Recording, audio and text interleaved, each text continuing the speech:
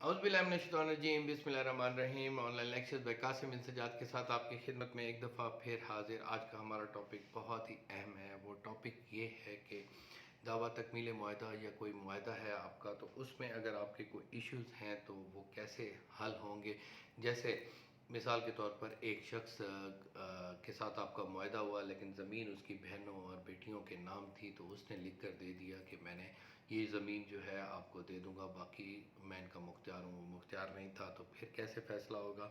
गवाहों के बयानात जो हैं वो मुआहदे के अंदर बहुत ज़रूरी हैं। उनमें अगर तज़ाद हो जाए या अगर आपके पास असल मुआहदा ना हो तो फिर आप क्या कर सकते हैं। तो इससे पहले हम अपना लेक्चर स्टार्ट करें तो आपसे गुजारिश है कि अगर आपने चैनल सब्सक्राइब नहीं फरमाया तो काइंडली उसको सब्सक्राइब कर लें, ताकि तमाम वीडियोस आप तक आसानी से पहुंच सकें। अगर आपको मेरी वीडियो पसंद आए तो इसको शेयर भी फरमाइएगा। तो जनाब वाला, मैं आपके साथ ये अर्ज़ करना चाहता हूँ कि तकमील मुआहदा के लिए पहले भी लेक्चर्स मैंने आपको शेयर किए हैं, जिसमें ये मैंने आपको बताया है कि जब भी आप मुआहदा करते हैं उसमें एक चीज़, आपके गवाह आपके ज़रूर होने चाहिए। ये कानूनी शहादत के मुताबिक बहुत ही ज़रूरी है कि आपके दो गवाह जो है टेस्टिंग विटनेस होते हैं, वहाँ पर आपके वो गवाह ज़रूरी होने चाहिए, और जो नोटरी पब्लिक होता है उसकी गवाह भी आपकी उसमें लिस्ट ऑफ विटनेस में ये होने चाहिए।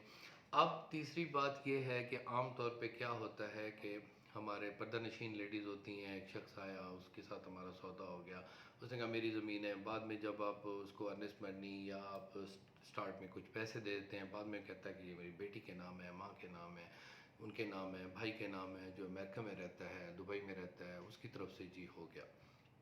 आपने कभी शर्म नहीं करनी, क्योंकि आपके पैसे हैं। हाँ, आपको अगर कोई चीज़ सस्ती मिल रही है तो फिर भी आपने लालच नहीं करनी, क्योंकि लालची शख्स जो है ना, वो हमेशा लूटा जाता है। तो उसको लूटने के लिए लोग कोशिश करते हैं कि ये इसको किसी तरीके से लूट लिया जाए। तो वो आप लालच में अगर आ जाएंगे तो ठीक है जी। या एतबार भी होता है, एतबार करने की वजह से भी हमेशा एतबार ही तोड़े जाते हैं। तो आपने क्या करना है कि उससे फिर कम से कम चेक ज़रूर ले लें। सिर्फ एग्रीमेंट से कुछ नहीं होगा। फिर आप सिर्फ उसी के खिलाफ कार्रवाई करेंगे, दावा करेंगे, डिक्लेरेशन का करेंगे, अपना दिला पाने का करेंगे, तो आपको पैसे वो 10-15 साल या 5 साल या 2 साल में फिर आपको मिलते रहेंगे। उसका ना कोई इंटरेस्ट होगा ना कुछ होगा।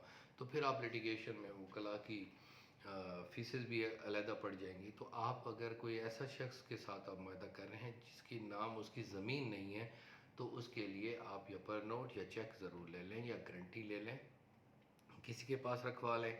अब अगर उसमें ये अथॉरिटी जो है 2016 के LRCC मुल्तान 91 सेक्शन 100 के तहत ये दावा दायर होता है, तो फिर उसमें कॉन्ट्रैक्ट एक्ट के मुताबिक, और कॉन्ट्रैक्ट एक्ट में आपको एक दूसरे के साथ एक ऑब्लिगेशंस होती हैं, जिसमें बेचने वाले की ऑब्लिगेशन होती हैं, लेने वाले की भी ऑब्लिगेशन होते हैं। वो तो खैर कोर्ट में ही साबित होगा कि किसकी ऑब्लिगेशन किसने किस तरीके से पूरी की हैं। तो अगर आपके पास, अब सबसे बड़ी अहम बात ये होती है कि आपके पास वो कॉन्ट्रैक्ट होना बहुत ज़रूरी है। अगर आप वो कॉन्ट्रैक्ट अपने पास नहीं रख सकते तो फिर आपको वो अदालत कैसे देगी। ठीक है, प्राइमरी एविडेंस के तौर पर वो कॉन्ट्रैक्ट होता है। सेकेंडरी एविडेंस जो होता है वो हमेशा जो होता है आपका, उसकी फ़ोटोकॉपी होती है, फिर आपको वो प्रूव करना पड़ता है। तो आप लाखों करोड़ों रुपए का अगर कॉन्ट्रैक्ट लिखा हुआ है, सबसे पहले उसे सेव करें, क्योंकि वो आपने साबित करना है। 3 साल उसकी मियाद होती है किसी भी कॉन्ट्रैक्ट की ऑब्लिगेशन को पूरी करने की। हाँ, उससे पहले भी हो सकता है कि वो कोई डेट दे देता है कि इस डेट तक ये ऑब्लिगेशन पूरी करनी है। हाँ, एक बात और आपके साथ भी शेयर करूँ, वो भी बड़ी अहम है कि उसमें क्या होता है कि आप एक शख्स को, इसको इंस्ट्रूमेंट कहते हैं, जब भी आप लीगल टर्म्स में आएंगे, जब आप कोई इंस्ट्रूमेंट साइन करते हैं, जैसे एक सट्टा या एग्रीमेंट टू सेल आपने किया, या चेक किया, या पर नोट किया, या कोई और ऐसा डॉक्यूमेंट लिखा, तो वो एक इंस्ट्रूमेंट है। अब जब इंस्ट्रूमेंट वो लिखा गया है, गलत या सही, तो उसमें लिखा गया कि फलां डेट को इसने पैसे देने हैं, उस फलां डेट को उसने पैसे नहीं दिए और 3 साल की मियाद भी गुजर गई, क्या वो शख्स आगे ज़मीन बेच सकता है? तो मेरा ख्याल में उसको बेचने से पहले इस इंस्ट्रूमेंट को कैंसिल भी कराना चाहिए कि ये पैसे जो हैं मैंने इनसे ले लिए थे, वो भी तो आखिर आपने वापस करने हैं। उसको कोर्ट में जमा करा कर फिर आप उसको कोर्ट से इजाज़त लेकर आगे बेच भी सकते हैं। اگر آپ اس کو بیچ دیں گے، یہ ریسنٹلی مجھے کل ایک دوست نے کال کی تھی کہ ہماری ایک خاتون تھیں، انہوں نے کسی کو بیچا، ان سے پیسے لے لیے، پیسے لینے کے بعد میں انہوں نے باقی پیسے نہیں دیے، اب وہ مجھے دے دیا انہوں نے، تو میں کیا کروں؟ میں نے کہا آپ بھی پھنس جائیں گے.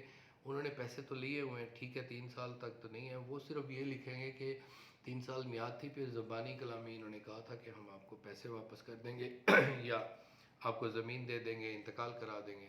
تو انہوں نے نہیں مانا، تو اب انہوں نے آگے ٹرانسفر کر دی ہے. تو اس طرح ٹرانسفر کرنے سے وہ رول آف لسپینڈنس آپ پر لاگو ہوگا کہ وہ سارا سٹرکچر گر جاتا ہے. تو اگر آپ نے کوئی چیز خریدنی ہے تو خریدنے کے بھی اصول ہوتے ہیں، اور آپ کو بونا فائڈی ہونا چاہیے، میلا فائڈی نہیں ہونا چاہیے. میلا فائڈی ثابت ہوگی تو کورٹ جو ہے وہ پھر اس طرف سلپ کر جاتی ہے کہ جو حقدار اسے نظر آتا ہے، کیونکہ انہوں نے کوشش کرنی ہے کہ کسی حقدار کو اس کا حق مل جائے اور فوری طور پہ مل جائے. تو اس طرح اگر یہ آپ دیکھتے ہیں کہ آپ کے پاس اصل معاہدہ نہیں ہے، تو اصل معاہدہ اگر آپ کے پاس نہیں ہوگا تو اس کے وٹنسز جو ہیں وہ آپ کیسے اس میں ان کو تسلی دیں گے کہ آپ نے ہمیں یہ لکھ کر دیا تھا اور اب آپ کو اپیئر بھی ہونا ہے. تو آپ کو میں ہر بار یہی کہتا ہوں کہ کچھ انگریڈینٹس ہوتے ہیں کسی کیس کے لیے جو آپ کو فرسٹ امپریشن میں ججز کو، وکیل کو فوری طور پہ آ کے ذہن میں آتے ہیں. اس میں سب سے پہلے اہم بات ہوتی ہے، چاہے بینامی ٹرانزیکشن ہو، بینامی ٹرانزیکشن ہو تو اس میں سب سے پہلے یہ دیکھا جاتا ہے کہ یہ جو ڈاکومنٹ بنا تھا کس کے قبضے میں ہے. تو جو قبضے میں ہوتا ہے وہی اصل مالک ہوتا ہے. اگر آپ کے پاس کا اب ایگریمنٹ ہے تو قبضہ ہی آپ کے پاس مین انسٹرومنٹ ہی نہیں ہے، مین کاغذ ہی نہیں ہے، وہ اسٹیمپ پیپر ہی نہیں ہے، تو وہ غلط ہو جائے گا. تو اس میں یہ ایک فیصلہ ہوا تھا 2016 KLR CC لاہور 72. اس میں انہوں نے کہا کہ سیکنڈری ایویڈنس کے طور پر جو معاہدہ پیش کیا، فوٹو کاپی پیش کی انہوں نے، تو یہ اس میں کوئی اہمیت نہیں ہے. اور اب بیس کیا تھا؟ وہ گواہوں کی شہادت. میں اکثر آپ کو زور دیتا ہوں، گواہوں کی شہادت یہاں ڈسریگارڈ کر دی گئی کہ اصل اس کے پاس نہیں ہے، وہ دوسرے نے پیش کر دیا ہوگا یا اپنے پاس رکھ لیا. تو آپ نے سب سے پہلا کام یہ کرنا ہے کہ اگر آپ کسی کے ساتھ معاہدے میں جا رہے ہیں، چاہے وہ مکان ہے، چاہے وہ گھر ہے، چاہے وہ زمین کا ٹکڑا ہے یا کوئی شاپ ہے یا کوئی اور چیز ہے، اس کو آپ نے سیکیور یہ کرنا ہے کہ وہ معاہدہ آپ کا ویل ریٹن اور آپ کے پوزیشن میں ہونا چاہیے، جس کو آپ وہاں پروو کریں. اور لسٹ آف وٹنس میں تمام ان لوگوں کو اپنے میں شامل کریں. لسٹ آف وٹنس بہت اہم ہوتی ہے. اگر آپ اس میں کوئی ڈسکریپنسی کر جاتے ہیں تو یہاں سے جیتے جیتے پھر ہائی کورٹ اور سپریم کورٹ میں اس کو بہت سختی سے دیکھا جاتا ہے کہ آپ کی لسٹ آف وٹنس بعد میں تو نہیں آئے.